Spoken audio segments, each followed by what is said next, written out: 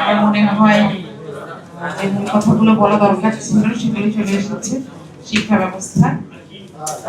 এখানে আমার মনে হচ্ছে যে আমরা কিছু পাইলট প্রকল্প দেখতে পাচ্ছি, সেগুলো নিয়ে একটু কথা বলা দরকার। প্রথমে হচ্ছে আমি কিছু এক্সিস্টিং সমস্যা যেগুলো আপনারা সবাই বলেছেন আমি একটু নোট করেছি, আমি একটু সামারি বলতে চাই। একটা হচ্ছে যে যদি আমাদেরকে বলা হচ্ছে আমরা আইনিভাবে 5 পর্যন্ত ফ্রি শিক্ষা পাই, কিন্তু এখানে অনেকগুলো হিডেন কস্ট আছে।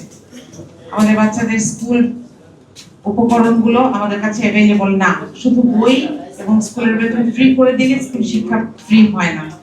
দ্বিতীয়ত হচ্ছে কর্মমুখী শিক্ষার ব্যাপারে যে কথাটি বলছিলেন, এখানে এই যে দুইটা স্ট্রিম তৈরি করে রাখা আমার কাছে এই জায়গাটাকে খুব আনহেলদি লাগে। কারণ আমরা জেনে বড় হই যে ওরা ভোকেশনাল, আমরা mainstream. Lily premium gold soap 24 carat gold ও মাল্টিভিটামিন সমৃদ্ধ, যা ডার্ক স্পট দূর করে বাড়িয়ে তোলে স্কিনের দীপ্তিময় উজ্জ্বলতা। এবং যারা ভোকেশনাল তাদেরও একটা প্রেরণা থাকে যে আমি মেইনস্ট্রিমে উঠবো, সে একটা সময় কি এটাকে ইকুয়েট করার চেষ্টা করে। আমাদের স্কুলগুলো সমন্বিত না কেন? এসএসসি পাস করার সময় আমাদের প্রত্যেকটা বাচ্চা একটা করে বৃত্তিমূলক শিক্ষা পেতে পারবে না, পারা সম্ভব না? তাহলে এইটাকে আমরা সমন্বিত করে দিচ্ছি না কেন? একটা স্কুল, একটা ভোকেশনাল স্কুল একসাথে কাজ করবে এবং প্রত্যেকটা বাচ্চাই একটা করে বৃত্তিমূলক, অন্তত একটা করে বৃত্তিমূলক শিক্ষা পাবে এবং মেইনস্ট্রিম শিক্ষাতেও শিক্ষিত হবে।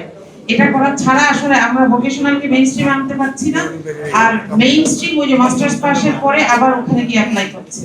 এই জায়গাগুলো গ্যাপগুলো দূর করা দরকার। আর নিয়োগের ব্যাপারে কথা বলেছেন, রিসার্চের ব্যাপারে কথা এসেছে, ইথিক্সের ব্যাপারে কথা এসেছে। এখানে আর আমি নতুন করে অ্যাড করব না।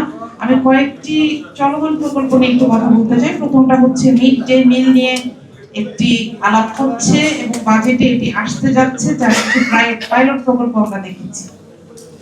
যমুনা টেলিভিশনের একটি নিউজের রেফারেন্স দিয়ে বলছি, সপ্তাহে 17 কোটি টাকা লুট হচ্ছে শুধু মিড ডে মিল প্রকল্পে। মানবদিন্য জিনিস দেওয়া হচ্ছে, নষ্ট ডিম খেয়ে বাচ্চারা অসুস্থ হয়েছে, এমন কলা সাপ্লাই করা হয়েছে যেটা খাওয়া যায়। আমি এটার সাথে আরেকটা জিনিসকে অ্যাড করতে চাই। দেখেন, লোকাল মার্কেট থেকে কিনে ডিম কলা দিলে যেখানে 17 কোটি টাকা লুটপাটের সুযোগ তৈরি হয়, তাহলে শিক্ষকদের হাতে একটি করে ট্যাব, এটার পেছনে কত বেশি লুটপাট লুকিয়ে আছে। আপনারা কি এই প্রজেক্টটাকে সমর্থন করেন? আমাদের কি আসলে শিক্ষকদের প্রত্যেকের একটি করে ট্যাব দরকার, নাকি আমাদের শিক্ষা উপকরণ দরকার, শিক্ষার পরিবেশ দরকার, আমাদের বিল্ডিং গুলো ঠিকঠাক হওয়া দরকার?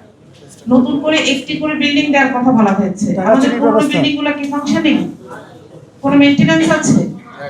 এখন আপনারা কি, আমরা কি চাই কিনা যে এই বাজেটটা এমন কিছু ইনফ্রাস্ট্রাকচার বা চকচকে জিনিস তৈরিতে ব্যবহৃত হোক যাতে পরের বার ভোটটা ইনশিওর হয়, কিন্তু আমাদের বাচ্চাদের পড়ালেখার কোনো উন্নতি না হয়। আমরা আসলে ওই জায়গায় চলে যাচ্ছি। আমাদের চেষ্টা থাকবে আমরা এগুলো নিয়ে কথা বলবো এবং আপনাদের উচিত যার যার জায়গা থেকে এগুলো নিয়েই কথা বলা। নতুন প্রকল্পের চাইতে আমাদের যে এক্সিস্টিং অবস্থা রয়েছে সেগুলোকে নিয়ে মনোযোগ দেওয়া বেশি জরুরি ছিল।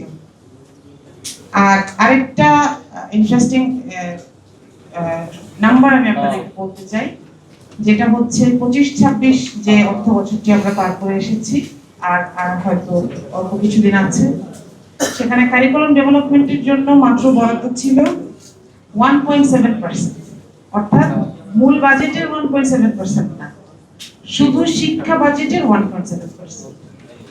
তাহলে এই যে কারিকুলামকে ফেসিস্টের আমলে উদ্দেশ্যমূলকভাবে নষ্ট করা হলো, সেটা কোনো রকম ডেভেলপমেন্ট ছাড়া আমরা 2026-এ এসে আগামী বাজেটের দিকে তাকিয়ে আছি। আমি জানি না এটার নতুন বাজেটে এটা পার্সেন্টেজ কত হবে, কিন্তু এটা ছাড়া আমরা এই বাচ্চাদেরকে খাবার দেই, স্কুল ড্রেস দেই, নতুন করে বিল্ডিং বানিয়ে দিই, পয়েন্টটা কি? আর সবার শেষে একটা কথা বলি, যে আমরা যখন বলি শিক্ষায় বাজেট বাড়ান, তখন আমরা উন্নত জাতিগুলোকে দেখাই। উন্নত জাতের ওরা কি অনেক বোকা? সিঙ্গাপুর কেন বাজেটে শিক্ষার পেছনে 8 থেকে 9% খরচ করছে মূল বাজেটে? কেন? কারণ ওদের রিসার্চ থাকে যে আমরা রিয়েল টাইম সমস্যার সমাধান করব। আমাদের দেশে যে রিসার্চ গুলো দিয়ে আপনারা দেখবেন যারা ডক্টরেট করেন তাদের রিসার্চ গুলোর টপিক যদি দেখেন, এগুলোর একটা আমাদের দেশের সমস্যা নিয়ে তৈরি, আমাদের দেশের সমস্যা সমাধানের জন্য বানানো, সেটা না।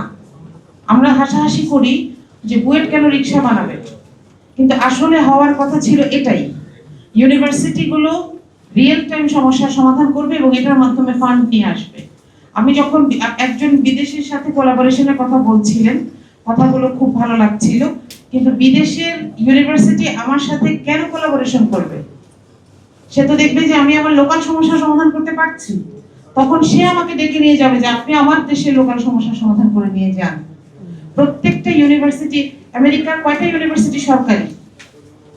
সরকারি ইউনিভার্সিটি নাই, প্রত্যেকটা ইউনিভার্সিটি প্রাইভেট, এবং প্রত্যেকে তাদের নিজস্ব ফিনান্স ডেভেলপ করে। তারা স্থানীয় সরকারকে বলে যে আপনাদের এই সমস্যা আমি সমাধান করে দিব, আমাদেরকে পয়সা দিবেন।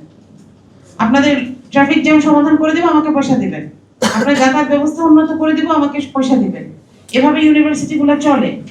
কিন্তু আমাদের এখানে সরকার ভর্তুকি দিতে দিতে দিতে দিতে গরিব হয়ে যাচ্ছে, কিন্তু আমাদের কোনো ডেভেলপমেন্ট হচ্ছে না। বের হয়ে আবার একটা ছেলেকে আবার আরেকটু কিছু পড়াতে হচ্ছে, আরেকটা ট্রেনিং দেওয়াতে